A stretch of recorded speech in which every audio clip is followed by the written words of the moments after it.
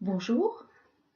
Jusqu'à présent, j'ai privilégié l'écoute des maîtres juifs comme moyen de formation personnelle. Leurs enseignements sont des remèdes pour la guérison des blessures du passé.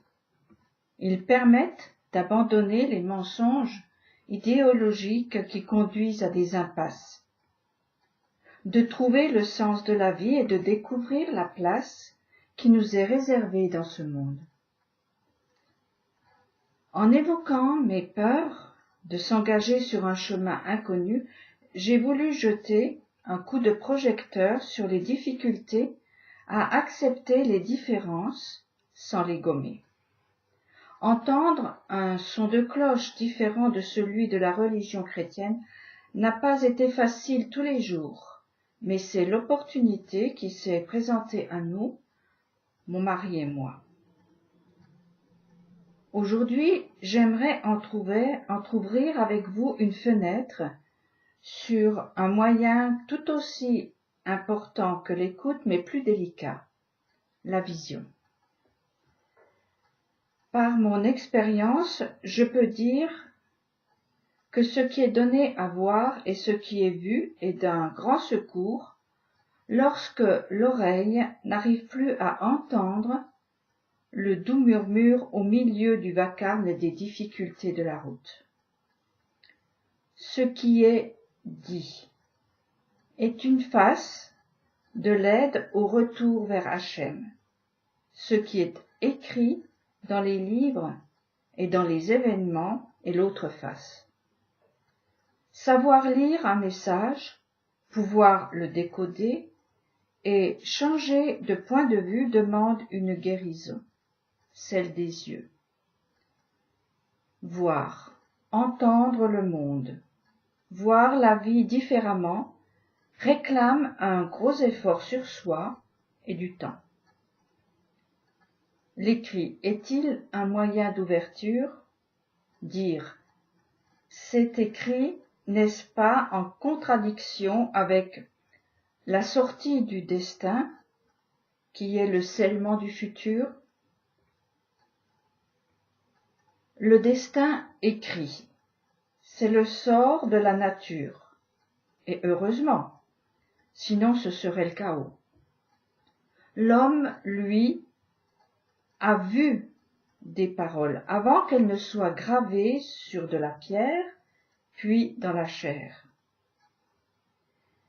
Ces paroles-là ont pour but de le faire sortir, alors que celle adressée à la nature est de la faire rester, la fixer dans une mission d'où elle ne doit pas sortir. C'est écrit. Regarde. Que vois-tu? La réponse qui peut être « Je vois des mots que je ne sais pas lire » ou plutôt « Si, je lis ». Mais tout est déformé par les lunettes de la jalousie, de la peur, le mépris et toutes les suggestions du serpent trompeur.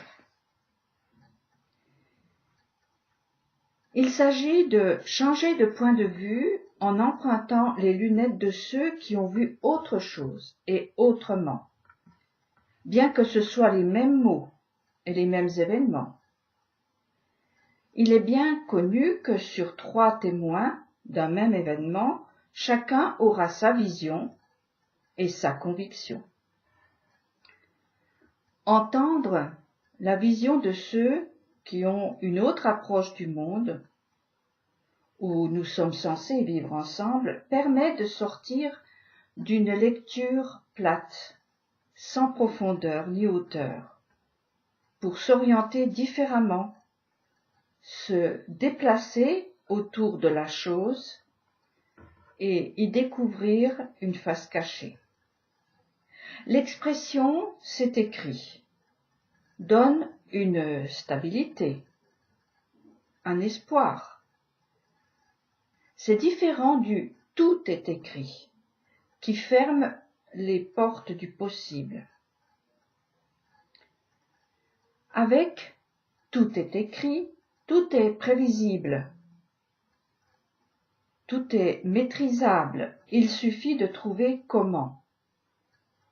Et c'est la science qui va s'en charger avec succès.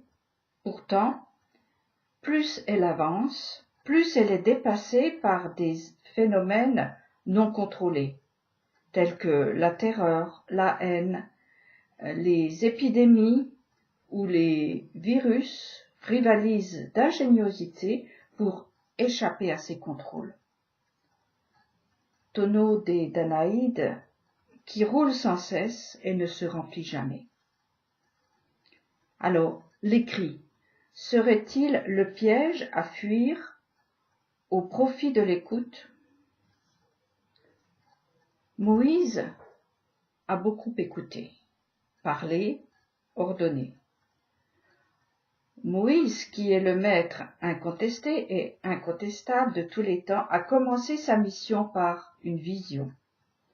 Il a vu un buisson brûler sans se consumer, et duquel sortait une voix. Ce buisson, qui a attiré les pas du berger, était comme un étendard dans le désert ou un feu clignotant. Or, un buisson, ce n'est pas transportable. Il ne pouvait donc pas être utilisé comme guide pour tout le peuple. Alors, en lieu et place, il a été donné 4 lettres. Pure visibilité, imprononçable actuellement. Ces 4 lettres sont l'étendard qui ouvre la marche vers la liberté. Dieu n'a pas dit comme François Ier, suivez mon panache blanc, mais il a dit, voici mon nom qui dirigera vos pas vers la terre promise.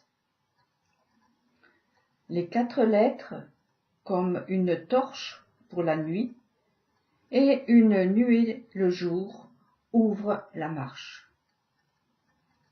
Qui dit ouvre, dit guérit. Guérit pour marcher, pour mettre en mouvement vers un but et faire sortir des temps. J'ai déjà parlé de la méthode à adopter par un conducteur de voiture pour éviter les obstacles sur une route. Il doit regarder uniquement le lieu de passage et pas ce qui obstrue le chemin.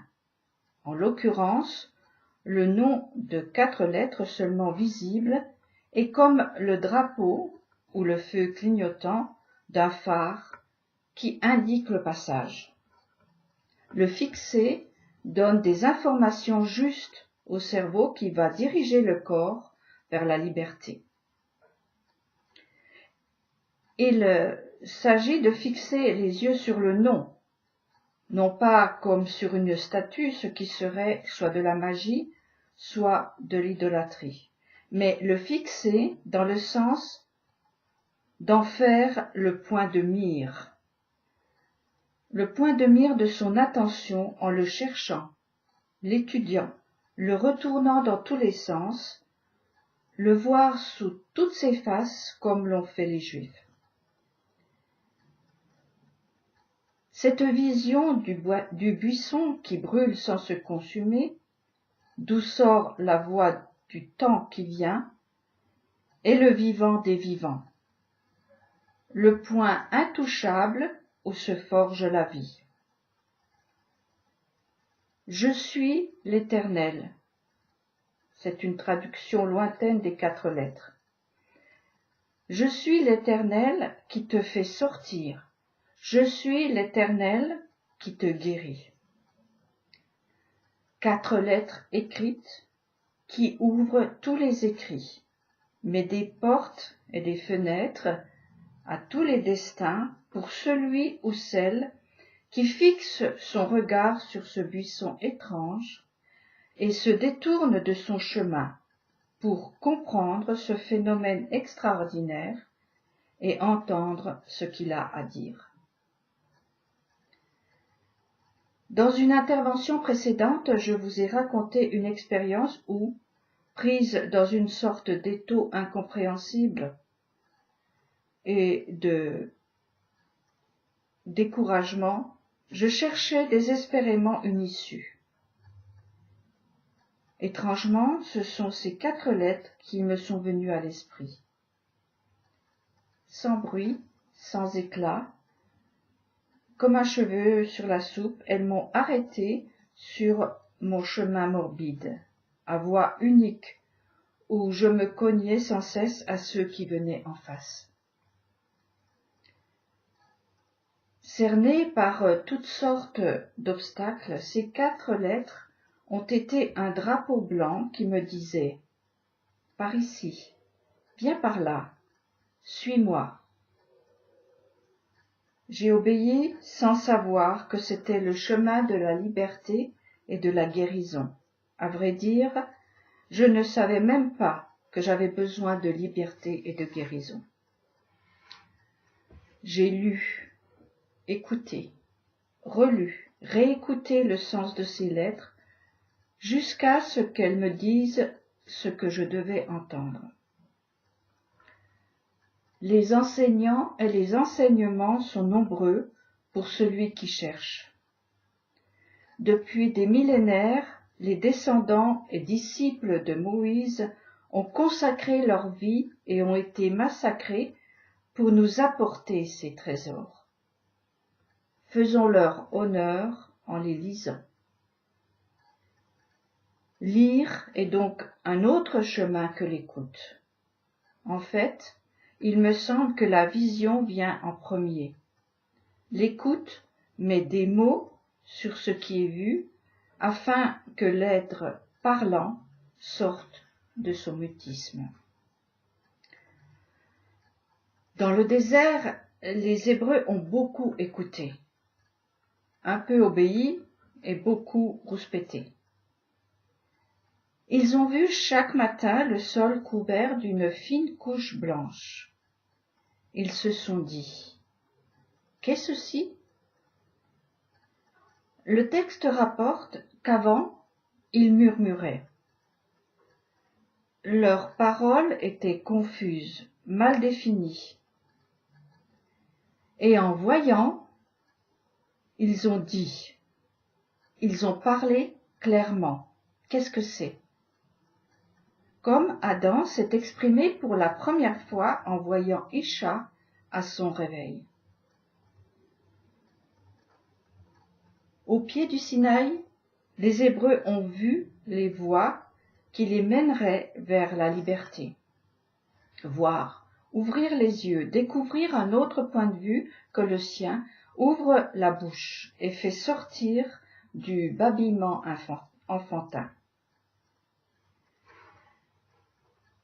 Durant une période de crise que traverse tout un chacun ou chacune qui veut changer de cap, les rêves ont été la manne qui m'a été donnée et qui me fait dire chaque matin « Qu'est ceci ?» Ces rêves étaient comme des petites boules blanches que je mâchais toute la journée, comme une boule de gomme. Elles avaient des saveurs très différentes, plus ou moins agréables, mais presque toujours contraires à mes réflexions du moment. Ces rêves m'ont littéralement maintenu au-dessus des flots, bien que le sens m'en soit très peu accessible. Pure visibilité d'événements étranges, ils ont été le pain du passage. Maintenant, je les compare aux vertes prairies et aux sources vers lesquelles le berger mène le troupeau qui lui fait confiance. Arrivé à destination, la manne a cessé de tomber.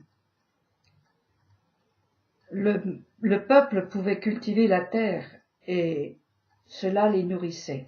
De même pour moi, les rêves messages sont devenus rares seulement lorsque c'est urgent et que je ne comprends rien. Bref, je voulais dire que si vous vous sentez perdu devant la complexité du terrain à défricher, écoutez, regardez et lisez. Soyez aussi attentifs à vos rêves. Ces clins d'œil vous sont envoyés pour continuer la marche.